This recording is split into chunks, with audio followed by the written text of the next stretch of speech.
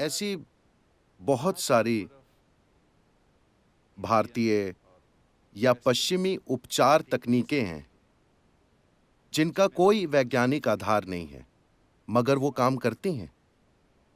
और मेरा एक निजी अनुभव रहा है। कई साल पहले मेरी पत्नी को कमर के निचले हिस्से में तेज दर्द शुरू हो गया। ये बहुत ही तेज और बहुत बुरा दर्द था। मैं उन्हें तुरंत न्यूरोलॉजिस्ट के पास ले गया।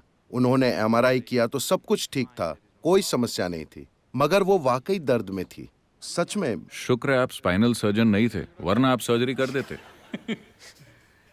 फिर मेरे एक रिश्तेदार ने सुझाव दिया कि मैं उन्हें एक एक्यूपंक्चर स्पेशलिस्ट के पास ले जाऊं। एक डॉक्टर होने के नाते किसी ऐसे व्यक्ति के पास जाना मेरे लिए थोड़ा शर्मनाक था, और उसके पास कोई फैंसी क्लिनिक भी नहीं था। मैं उसके घर गया।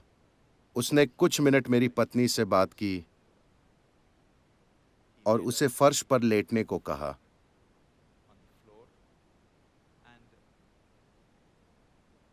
सदगुरु वो लगभग 10 मिनट तक एड़ी से कमर के निचले हिस्से पर दबाव देता रहा। मैं देख रहा था। मैं बढ़ा चढ़ाकर नहीं बता रहा हूं, मगर मेरी पत्नी को तब से कभी कमर दर्द नहीं हुआ। मैं आपको ऐसे हजारों लोग दिखा सकता हूं, सुइयों के बिना भी, बस यूं ही। मैं मुग्ध था क्योंकि उसने मेरी पत्नी को ठीक कर दिया। उसने वो कर दिया जो मैं 32 साल में नहीं कर पाया। उसने उन्हें ठीक कर दिया। लोगों के उपचार के कई तरीके हैं, और प्रोफेशनल्स होने के नाते हमें उपचार के सभी तरीकों का सम्मान करना चाहिए। निश्चित रूप से मैं तो कहूंगा कि इमरजेंसी के समय एलोपैथी प्रणाली सबसे अच्छी होती है। जब हाथ में समय होता है तो निश्चित तौर पर दूसरे सिस्टम कहीं बेहतर होते हैं, कई तरीकों से। लोग इसके बारे में बहुत कम जानते हैं। भारत के दक्षिणी हिस्से में, खासकर तमिलनाडु में, एक चिकित्सा प्रणाली है जिसे कहते हैं सिद्ध वैद्य। It's a most incredible medical system. ये एक अद्भुत उपचार प्रणाली है। ये इतनी विस्तृत है कि उसमें 3 लाख से अधिक दवाइयां हैं।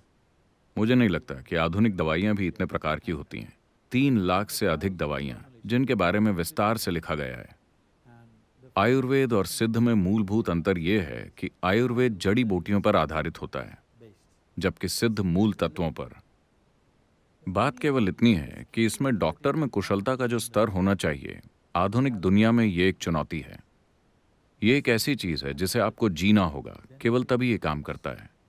जो व्यक्ति दवाई देता है वो भी उतना ही महत्वपूर्ण है जितनी कि दवाई। कौन दवाई दे रहा है? आप स्पर्श की बात कर रहे हैं तो दवाई देने वाला भी महत्वपूर्ण है, सिर्फ दी गई दवाई नहीं। मगर आधुनिक चिकित्सा की प्रकृति ये है कि आप एक प्रिस्क्रिप्शन लिखते हैं, कोई केमिस्ट जो उसके बारे में कुछ नहीं जानता दवा दे देता है और मरीज उसे खा लेता है। ये पूरी तरह रासायनिक है और ये काम करती है। मगर जब कोई पुरानी बीमारी हो, अगर इन्फेक्शन हो, तो रासायनिक बमबारी से उसे मारना ही सही तरीका है। मगर जब आप अपने अंदर से बीमारी पैदा करते हैं तो उसे अंदर से ही ठीक करना सबसे जरूरी है। अगर इमरजेंसी हो तो आपको अधिक आक्रामक तरीके से निपटना पड़ता है, वो अलग बात है। लेकिन इन प्रणालियों में बहुत व्यापक ज्ञान है सेहत और खुशहाली के बारे में। मगर समस्या ये है कि इसमें जीवन भर की लगन और जुड़ाव की जरूरत पड़ती है इस तरह की प्रणाली में पारंगत होने के लिए। इसे आप किसी पेशे की तरह सीख कर नहीं कर सकते। इसे हमेशा एक पवित्र काम की तरह देखा जाता था कि मैं चाहता हूं कि हर कोई इस पर विचार करे, और मुझे यकीन है कि आप भी अपने अंदर कई बार इसका सामना करते होंगे। ये बस किसी प्रिस्क्रिप्शन का, किसी सर्जरी का या किसी और चीज का सवाल नहीं है। ये एक इंसान के जीवन का सवाल है कि वो जिंदा रहेगा या मर जाएगा। मेरा मतलब आपका अस्तित्व। It's not a ये कोई केस या आंकड़ा नहीं है। उस व्यक्ति के लिए ये उसका इकलौता जीवन है। इसे सिर्फ पेशे की तरह देखा जाने के बजाय कहीं ज्यादा गहराई से देखने की जरूरत है। उसी तरह की लगन और जुड़ाव कुछ व्यक्तिगत डॉक्टरों में ये देखने को मिल सकता है, मगर अब भी ये एक संस्कृति की तरह मौजूद नहीं है। उसे एक पेशे की तरह नहीं देखा जाना चाहिए। मैं बस यही कह रहा हूँ। हाँ, आर्थिक जरूरत अपनी जगह है, वो तो हो ही जाएगा, वो एक अलग चीज है। सबसे पहले इसे एक तरह की प्रतिबद्धता और एक तरह के सौभाग्य की तरह देखा जाना चाहिए कि आप किसी के जीवन को खत्म कर सकते हैं या लंबा कर सकते हैं। ये कोई छोटा सौभाग्य नहीं है।